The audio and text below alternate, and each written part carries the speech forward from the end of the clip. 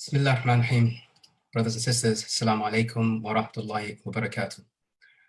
You all, of course, know what's happening in the United States of America, and I'm not going to go into all of the details about Minneapolis and the killing of George Floyd.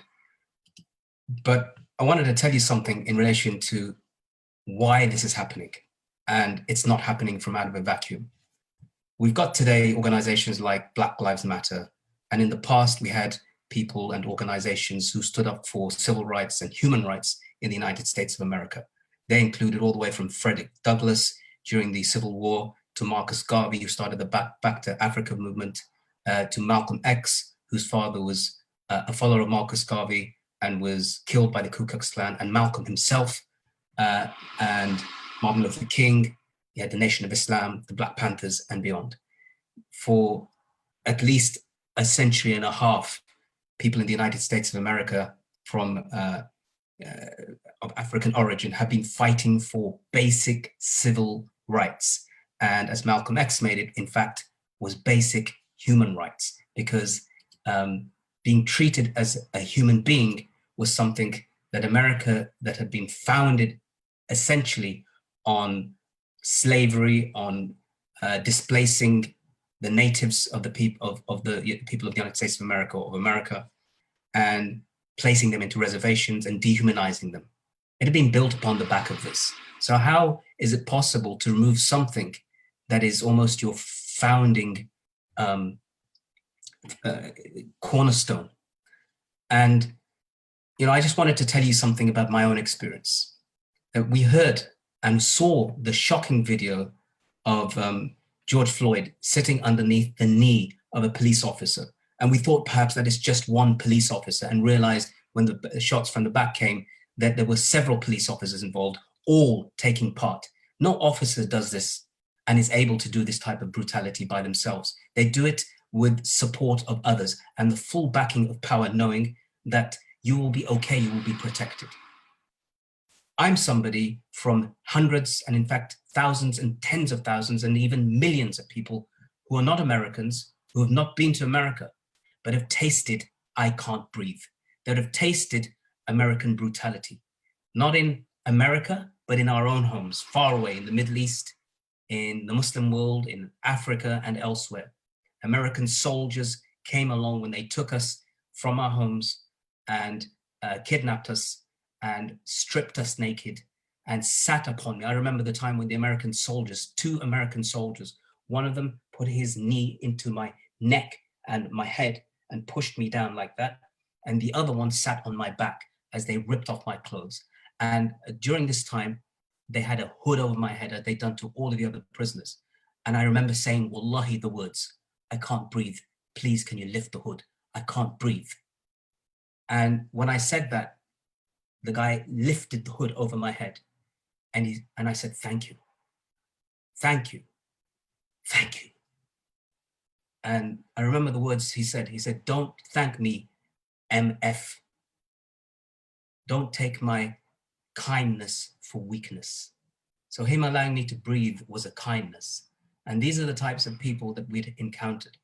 America was sending these sorts of people, many of whom were either soldiers, or many of whom were ex-policemen or serving policemen, and actual National Guardsmen or reservists. Now understand this, Donald Trump has sent the National Guard to the streets of America now, right across 40 America's cities, where the curfew's taking place now, to stop the rioting, as they call it.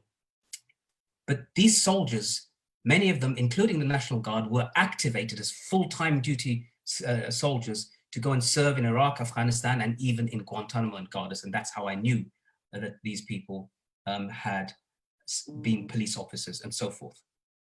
And so now, armed with the knowledge and the experience of Iraq, Afghanistan, Guantanamo, and all these other war zones, they're on the streets of the United States of America. There's a famous statement of Malcolm X, which eventually got him suspended from the Nation of Islam that he was part of. When John F. Kennedy, the President of the United States of America, was assassinated, Malcolm X said, in an interview that the chickens have come home to roost. Now, that was misinterpreted as him almost sanctioning or being glad for the violence that was meted out against JFK, but he wasn't talking about that. He was saying essentially that a nation that has been violent and born out of violence against its ethnic minorities or people that it enslaved, or indeed military adventures across the world. How can a country like that not at some point taste the very violence that it has unleashed on everybody else? And I couldn't help but to think that this time around, the United States of America for the past 2 decades has been unleashing its violence, at least for the past 2 decades, if not more, in the Muslim world. And now the United States, in some way or the other, is burning. It has burned the Muslim world for the past 2 decades, and now it is tasting a little bit of that. How is it possible that a country like this, that has militarized its police actually use military tactics to police civilians, when that happens in America, and as famously said by Angela Davis, she said, you can't understand what happens in the United States of America on the streets until you understand also what happens in places like Israel, where exactly the same sorts of tactics take place, where Palestinians are tortured and brutalized and sat upon literally with armed Israeli soldiers on their necks on a daily basis. And that knowing that the United States completely supports what happens in Israel. So these riots have been going on for years. Famously or infamously in 1965, there were the Watts riots that took place. Some people actually called it a rebellion because, again, it was triggered against police tactics, against ordinary civilians. Some may have committed crimes, but then the response of the police was completely and utterly disproportionate. In Detroit, there were riots again in 1967, and of course, you all know about Rodney King and the riots that took place after 4 police officers beat him to within an inch of his life. And so again, these riots, while some people regard them as such, others regard them as rebellions. Whatever they were, they didn't come out of nothing. And this suggestion that people are rising up and are angry for nothing completely removes from them any sense of humanity. Whether they committed crimes or not, it is a different matter. America, by the way, has more prisoners in its cells and prisons than any country on earth. And again, disproportionately represented inside the prisons of America. You can come after case of miscarriages of justice, sentences that are way beyond the crime, and of course, the general targeting of Black people. Now, people may say, since the day of Malcolm X and the time of Martin Luther King and the civil rights struggle, America's come a long way. Indeed, Jim Crow, the segregationist laws, that they used to have that were equivalent to South Africa's apartheid system, they were abolished. And, at least in the 60s, they had new laws about giving more rights to people, to Black people in particular, equality rights and against discrimination. And it helped to create some opportunities. And there we see what's seen as success. So there have been Black secretaries of state, both Republican and Congress. You have people like Condoleezza Rice, who was actually a key player in the war on terrorism. And then you have people like Colin Powell, who not only was a senior general, but also a secretary of state. There were people, there have been Black governors, Black senators, Black congressmen, Black Supreme Court judges, Black billionaires, Black sports and film superstars, and there was even a Black president. So surely these are all success stories, aren't they? Or are they?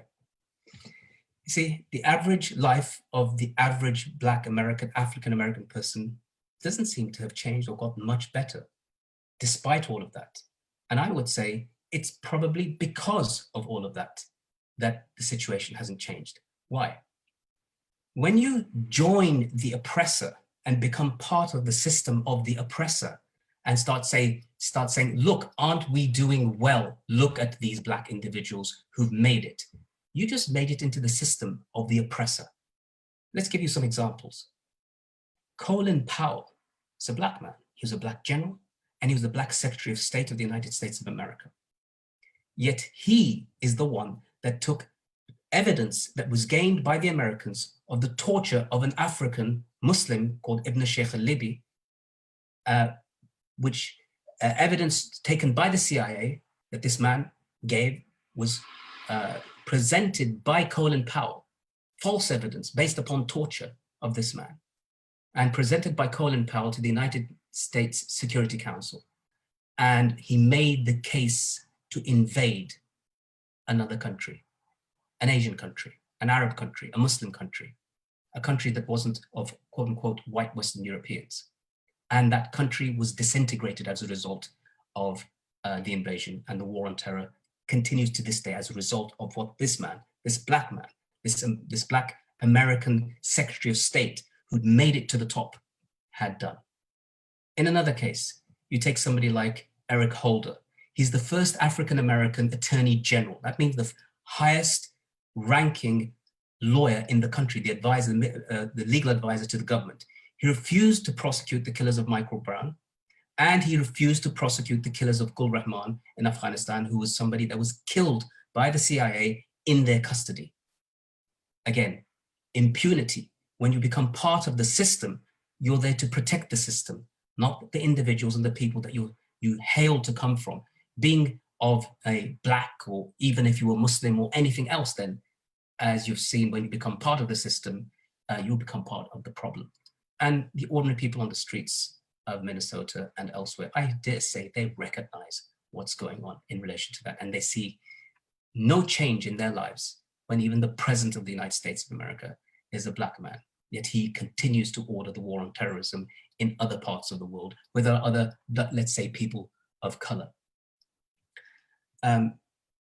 This, my dear brothers, sisters, friends, it's about racism, but it's not only about racism. It's about what we in Islam call jahiliyyah, ignorance, the days of ignorance, as the Prophet ﷺ, the Prophet, peace be upon him, used to talk about. And this includes racism, it includes tribalism, and it includes crucially nationalism.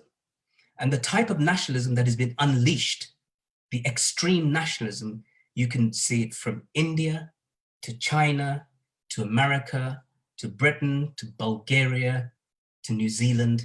It's on the rise. And its targets are, of course, people of color in white Western European countries, but generally it's Islamophobia across the board. And that's why far-right racists, just as much as Hindu nationalists, can call to nationalism in the name of stamping out Muslims or people who do not belong to that area or region. And so this type of nationalism allows somebody to say, let's make America great again, carry the flag. If you're a flag carrier, then you are a nationalist. If you're not a flag carrier, then you're not a nationalist. Ask a Native American, does he carry the flag? Ask how many black people actually see themselves as truly, truly American. And there are no better words than the words of Malcolm X, who said, no, I'm not an American. I'm one of 22 million black people who are victims of Americanism. One of the victims of democracy disguised as nothing but hypocrisy. So I'm not standing here speaking to you as an American or a patriot or a flag saluter or a flag waver. I'm speaking as a victim of this American system. I don't see any American dream. I see an American nightmare.